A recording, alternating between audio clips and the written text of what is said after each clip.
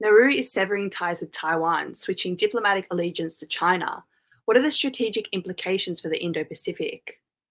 I think the first strategic implications are for Taiwan itself. It's obviously going to be further isolated from the international community with a diminishing number of countries to continue to recognize it.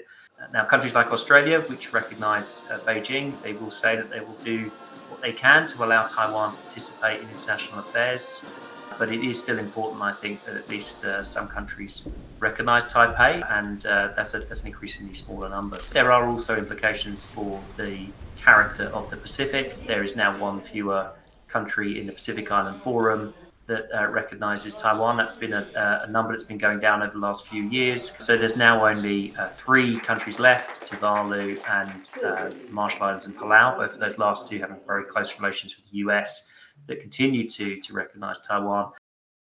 Australia and Nauru have a close relationship. How is Australia expected to respond?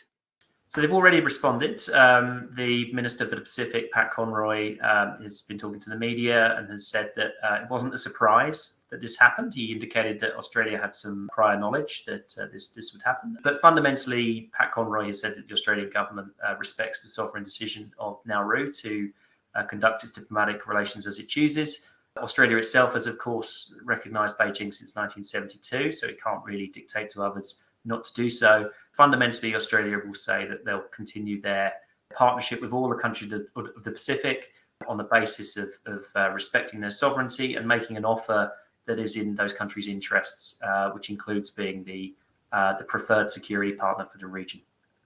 Moving forward from here, do you see China gaining more allies or influence in the Indo-Pacific region? I think they will try, definitely. I think there'll be sustained pressure on the few remaining countries in the region that recognise Taiwan. If I would put my finger in the air, I would say that Palau is perhaps the one where China has the most hooks at the moment, where it could potentially increase pressure to try to get them to flip.